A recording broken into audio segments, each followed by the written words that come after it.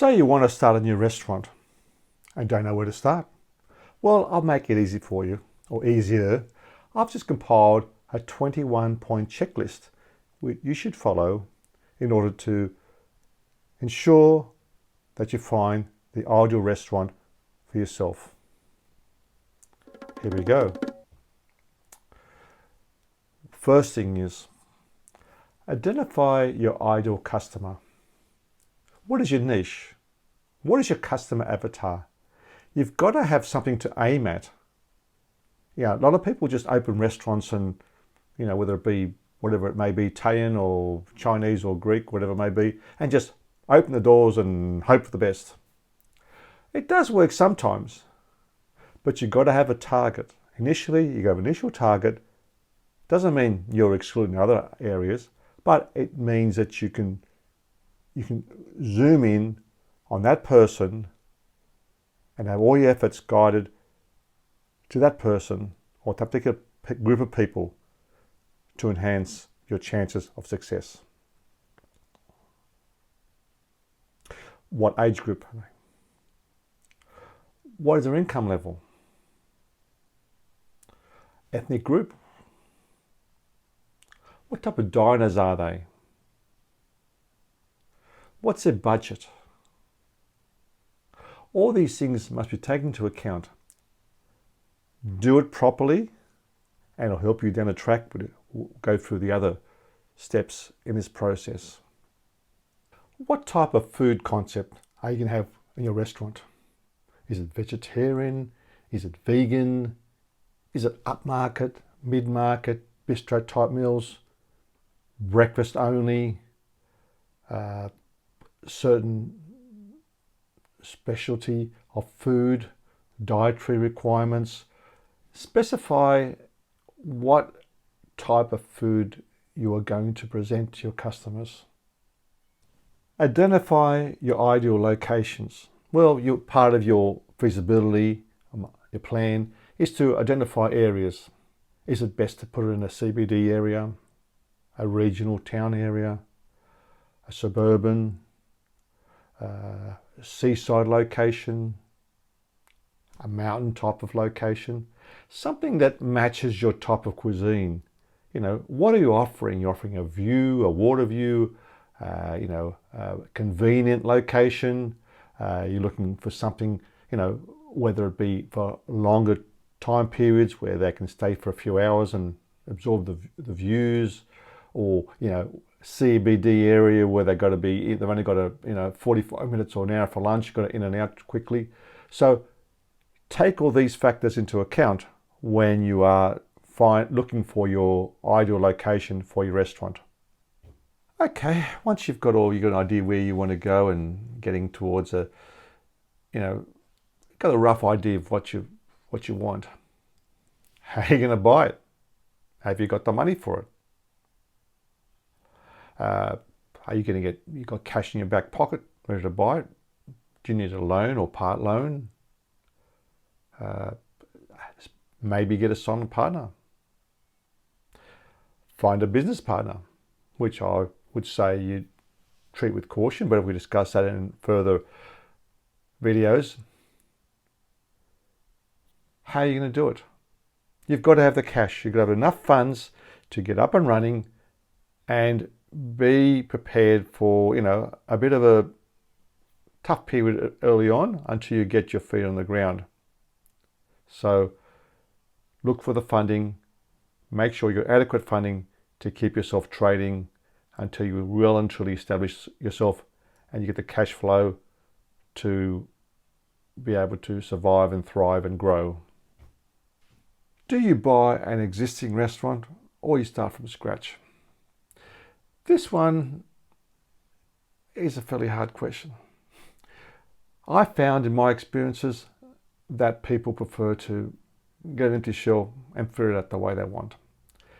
That could be very expensive. Consider a situation where you can buy an existing restaurant. It's got all the infrastructure there, the kitchen's already there. You can modify it to suit your particular taste. But all the approvals in place. It's a matter of walking in, make your adjustments and start operating. depending what adjustments you need approval from council, etc. But basically, it saves a lot of time and money. I mean, if it costs you $300,000, $400,000, $500,000 to set up a restaurant from scratch, from a bare space, it only costs you $50,000, $100,000 to adjust something. Is it perfect? Probably not exactly what you wanted, but you can do the thing you want to do there. It's functional. You're not spending as much money, and if it takes off, you can look after the problem then. That's a good problem to have. Then you can rip it apart and start again if you wanted then, but that's risky as well too. But consider the fact that you're saving a lot of money, and at the early stages especially, that's a big factor. Okay, you might have found your ideal place. Now it's time to negotiate. Okay, most people who start a restaurant usually take over an existing lease or start a new lease with premises, because buying it, which is something you should consider if you can afford it, could be something like 20 times the annual rental. But there are advantages and disadvantages. But when it comes to leasing, how much experience you've got in negotiating? Do you know what the current rentals are in the area? How can you negotiate incentives, rent-free periods? What terms should you look for? Most people will just say, well, they accept what the owner gives them. But look in the future. For example, I found my experience over the years dealing with hundreds of restaurants that most owners seem to stick to about average of 3 years, 2 to 3 years, and they move on to something bigger, better, different, or close down completely. Now, which means that after 2-3 years, it's gone to a position to saleable to a new person. Again, I found that it's good to have at least 5 years. Most buyers shy away from businesses which have got less than 5 years. So you've got to organise your lease to take into account that you may sell within 2 to 3 years, and you've got something to sell with a long lease so that the new buyer can recoup the cost of the business. We'll cover that in more detail in future videos. But the other aspect is buying. Is it worth buying the property? Maybe you can buy something larger than you need if you can afford it. You can maybe get some finance. Maybe you can lease part of it to someone else until you see how you go as you grow. And also consider, well, if I decide to move on for whatever reason, I want to grow or close down or whatever, can I use this property for another purpose? Is it only for restaurants? Is there another industry in the area which possibly might utilize it down the track? The advantage of buying is that, operate it successfully, get it going, profit, make it as automatic as possible, and then you've got something to sell. You've got a good business to sell. Give the new buyer a new lease. They pay you a premium for your business, and you've got a rental as a nest egg in the future. Because how many times you heard the term, had people tell you, I've been here for 10, 20 years. I could have paid for it twice over the years. You don't know. Sometimes, I did say that people tend to stay for 2-3 years. You might find it really good. You might stay for 5, 10, 20 years. In 10 years' time, you might want an investment, want to take it easy. You've got a nice asset there, which is earning you income. And if worse comes to worse, you know how it runs, so you can move in there, build it back up, and sell it again if you have to. Hopefully you won't have to do that, but I've seen it happen before. but consider it. If you can afford to buy it, it could be really worth considering. What licenses are required? Are there special permits, a liquor license, outdoor seating approvals? A lot of people assume that they can just, when they buy a business, they can just move in and everything's fine. Get a liquor license, renew the liquor license, which usually stays with the property, renew it, and it's fine. But there's certain requirements that you need, or qualifications, to be able, a fit and proper person, as the saying goes, to have a liquor license. Outdoor seating is another thing. Outdoor seating is usually something that you lease from the council. Now, you got to be very careful. You might be a restaurant with 20 seats, and assume that when you buy it, you've got 20 seats outside, no problem. Not the case. Some councils insist that you have to reapply for the permit if required. So don't assume that you've just got it because a previous person has, or there's no change of policy. I had a situation once. I heard that this restaurant, or actually a cafe it was, that had like 67% of its seating was outside. It was a private sale. There was no broker involved, so no one to give them hold their hand and give them any advice or recommendations. They assumed everything was fine. They bought this business from this person privately, did a deal, then found that the council has changed its policy regarding outdoor seating.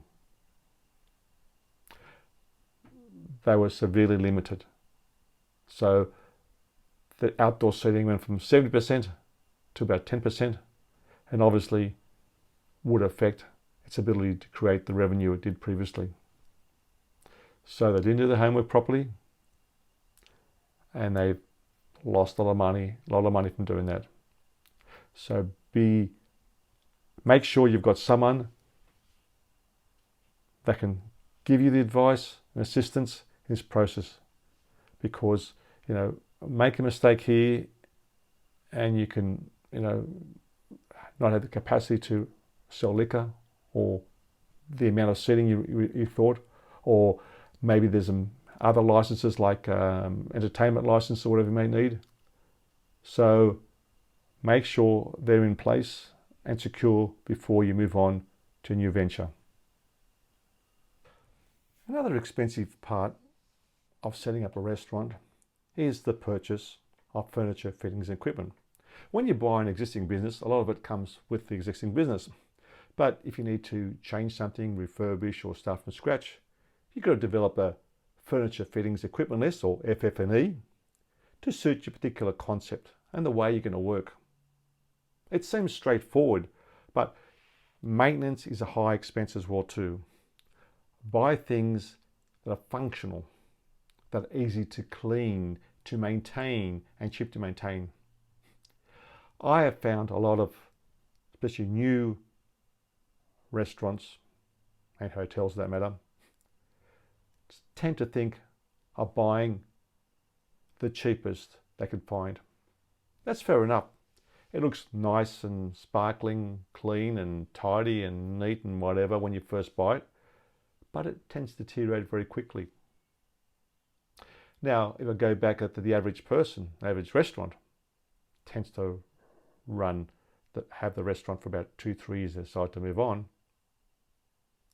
If that equipment starts to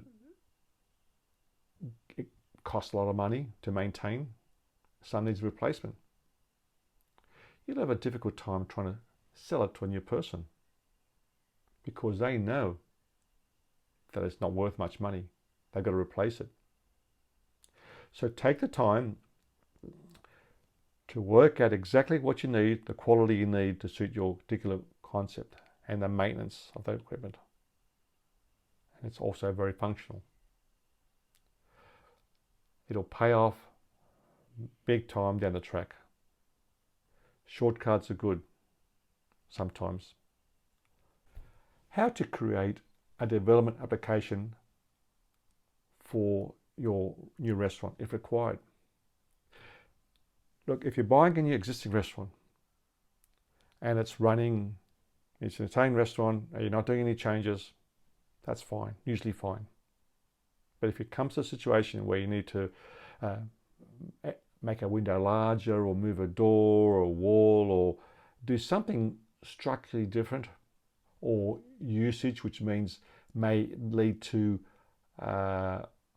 more clientele, high traffic movements, you would need to have a development application approval from the local council. This is usually done with your interior designer and your architect, who has a local knowledge, who understands the local council situation and the regulations and advise you accordingly. You can't just assume that you've got approval for it. So when you buy the business, make sure your lawyer looks at documentation and make sure the approval is there for it. But I've heard people have told me, and I've seen it, a situation with council, but it's been operating this way for 20 years. The council thinks, well, okay, fair enough, but it's been operating illegally for 20 years. And they crack down on these things. So you don't want to pay all this money and find out that there's no approval. And even worse, you may not even get new approval for the restaurant. You're going to be left holding the baby. You don't want to be in that situation. So do your homework, work with the right people to ensure this doesn't happen to you. How do you go through the process of applying and getting landlord approval? This is something that gets overlooked a lot. A lot of buyers think, well, okay, we'll just negotiate a deal to buy the business, we'll give them X amount, we just don't. The next step is sometimes, or the most difficult, getting approval from the landlord. Look, you've got to look at it from both sides. Okay, you've got to buy a business and make money. The landlord has got a property, usually with a mortgage, they need to get a return. So what are the risks? Are you a risk? So you've got to go for application to prove to the landlord that you've got a good business background and are going to make a success of the business and obviously pay the rent. If you don't pay the rent, the repercussions on the landlord, they probably can't pay the mortgage and risk losing the property. So there's risks on both sides. So like you want to minimize your risk when you're buying the business, the landlord wants to minimize their risk of taking you on, trusting you to work from the business and supplying with a secure rental to maintain their payments for their property. I would suggest you go through the process of someone who has done it before, understand the situation, because you've got a different type of mentality. You've got the property mentality from the landlord or the managing agent, and you've got the business side of things on your side. And the landlord doesn't know anything about your business, and you obviously don't know anything about the property. So ensure that the paperwork is right. You present a good case to ensure that you get approval. When you buy an existing business, usually the name comes with it. So ensure that it can be passed on to you if you wish to keep the same name, because obviously a goodwill factor with that business. Many times people want to change the name because there may be a change of cuisine or whatever. They don't like the old name, or they're starting a restaurant from scratch. So ensure that this registration is done properly and is set up right with the help of your accountant to ensure that your name and brand are protected. You don't want to be using a name which could put you at risk down the track because it's used somewhere else, hasn't been done properly, and consequently it may have to change the name down the track, and it may affect your business long term. Once you've got your business started up, you've got your basic requirements okay, you may find that you may need additional permits down the track. So you start to grow and you may need to extend your hours, or the serving of alcohol may be different. So you must ensure that you go through the whole process, usually with the help of your lawyer who specialises in this liquor law and permits, etc., with buying businesses, to ensure that you get the permits so you can work the extra hours if you want to operate longer hours or serve alcohol certain times, etc. So make sure you go to the right lawyer who can help you to set it up properly and get the approvals you want so that you can expand and improve your sales down the track. Okay, now you've gone through the process of buying your restaurant. Now you have to set up your ideal business legal structure. Is it going to be just yourself, a partnership, company structure? What is it? Now there's various advantages and disadvantages of each type of structure depending on situation. So it's something you have to discuss with your accountant and your lawyer to make sure you get the structure right to suit your situation. So it's something which a subject for another video, but it is an important thing to consider early on when you start your business. Once you have decided that you want to be in a CBD location or a regional town or by the water or looking over the mountains, etc., then you've got to pick your specific position, location. So is it best to be on the corner? Is it best to be further on? Obviously, there's a cost situation. Now, you may find that the ideal position is going to cost a lot of money. For example, it may be cheaper to move maybe 2 blocks down the road where you've still got the existing market. You may not have the views you have from the other place, but you could be saving 50%, maybe more on your rental. Do you think that'll make up for it? Is it essential that you must be right on the water to make your money? So if you can make maybe slightly less 2 blocks away and saving 50% of the rental, it may be a good investment. And I've seen places, beachside locations, sometimes the water frontage street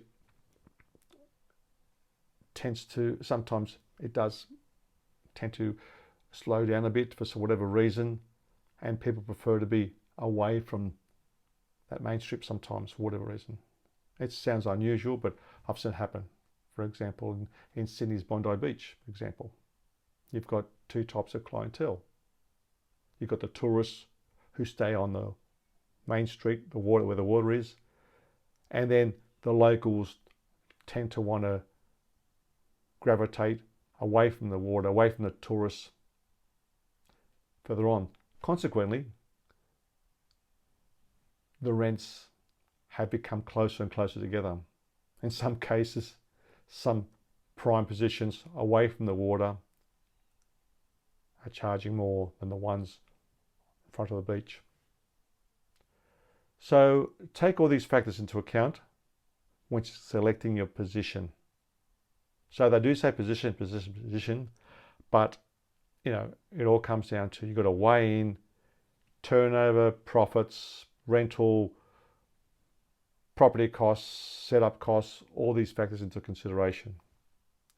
So don't just assume that you've got to be absolutely prime. It is, like I do say, it's good to be in prime position, but is it worth your while? The bottom line is the bottom line. You've got to be able to make money. Another important aspect is what staff would you require? What expertise do you need? Okay, you may be a chef. That's fine. The kitchen's looked after. But you need someone in front of house. A lot of cases, a partner, like a partner, husband and wife situation, or sister and sister, brother and brother. One is a chef, the other one's a front of house. It works in pretty well. But then again, depending how large it is, you may be a chef, but not very good with pastry. So do you hire a pastry chef? Do you need a manager to manage the front of house situation? Maybe you need to hire a marketing person. Do you have all the skills to run the restaurant? You need to ensure that it's adequately staffed with the right type of person to run it properly. So go through the process, what you need. Initially, you probably won't need many staff, but you still need a good person to look after the food production, another person to look for the front of house. Then you've got additional positions throughout the system as well to fill in the gaps. So go through it all, find out what training your existing staff need, and look for people to fill in the gaps. How do you identify suppliers list and negotiate contracts with them appropriately? This is important because you'll find that you may have, obviously the main things like your meat contracts, your fruit and vegetable contracts, your seafood contracts. You have certain suppliers, so you've got to pick your best suppliers. Can they give you contract prices? You've got fixed menu prices.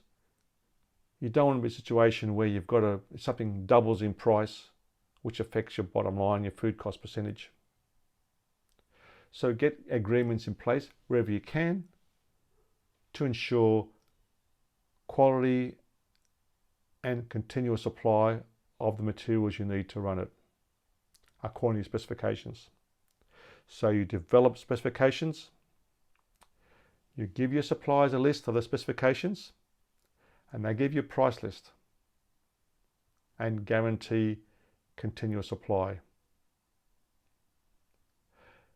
They know that you're going to be a regular customer of theirs, so that's a guarantee that you will get what you ask for at the price agreed to. So a situation where you don't want things to get out of hand with prices, it'll affect your menu and obviously your bottom line if not done properly. So make sure it's done right. How do you create a menu? Well, unfortunately, a lot of restaurant owners have got certain ideas of what they want in a menu. And they don't think about things like kitchen design, workflows, and go about creating a beautiful menu, which may not be practical for the concept, workflow and design of the kitchen and work areas of the restaurant.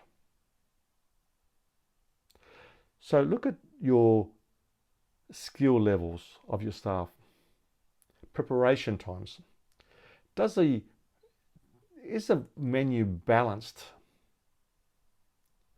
Are you tempted to create a lot of items because you feel as though you've got to try and cater for as many people as possible?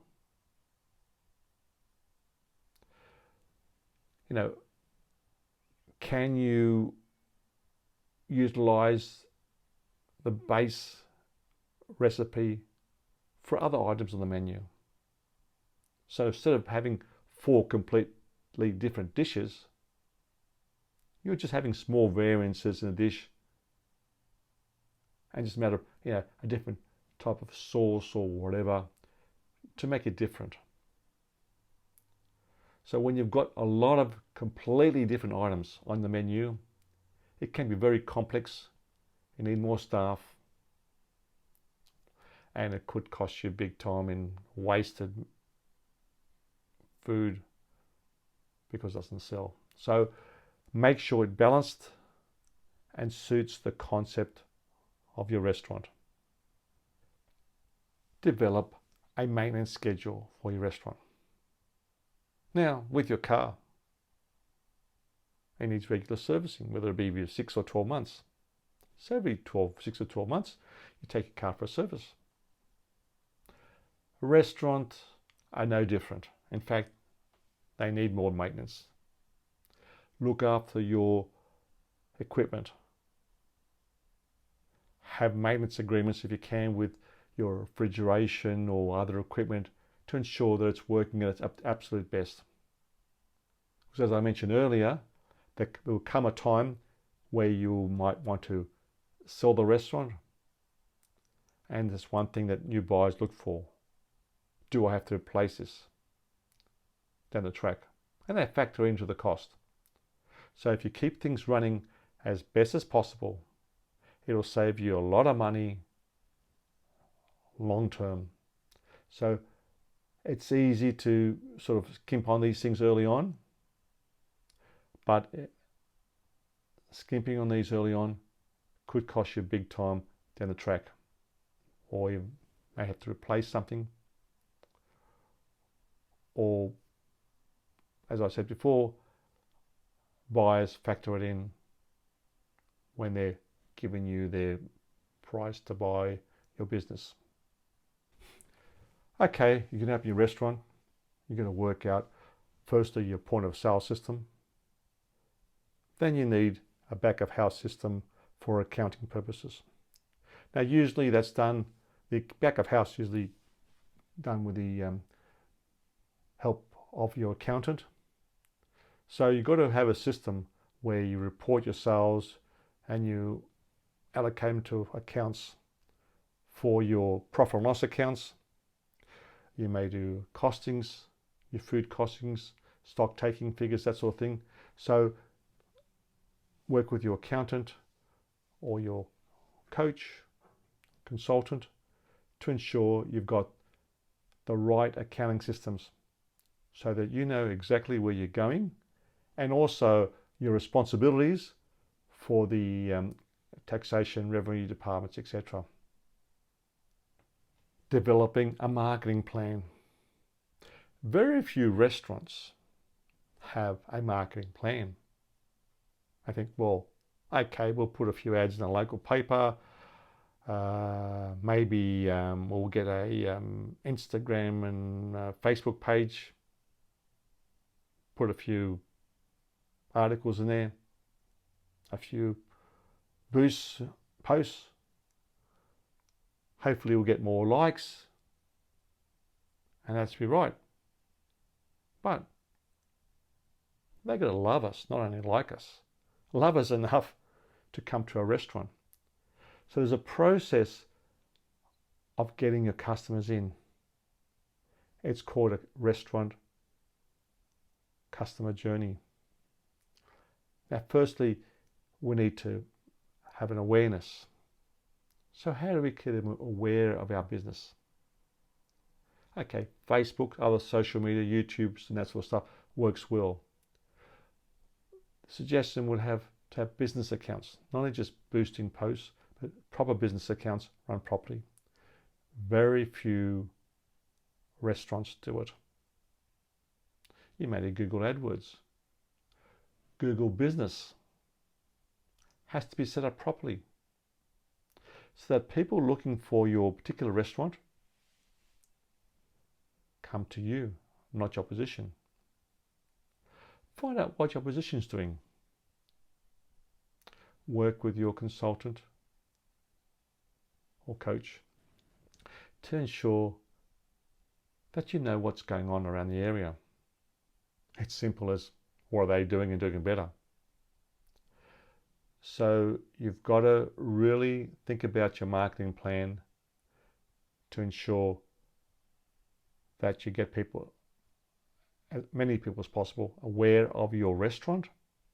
And once you get them, you've got to have a list, develop your database, an email list, so that you can keep in touch with your customers. Let them know you're still around. And give them special offers. So they will keep coming to you again and again and building up your sales. How do you create the ideal layout? Now, most of people tend to buy existing restaurants and they're stuck with the layout they've got. But you've got to really look at it. How does it flow? How does it work? I mean, does it require extra steps in walking? I mean, I remember years ago when I first jobbed my early restaurant hotel days, I'd take a part-time job in restaurants. I wanted one job I had at a large exhibition place, show place, where they had the Royal Easter Show in Sydney. 80, 100,000 people a day. You've got to work quickly. This particular restaurant was pretty busy. People want to get in and out pretty quickly to go to the other exhibitions, etc. And there was something like 50 stairs to go upstairs to the kitchen.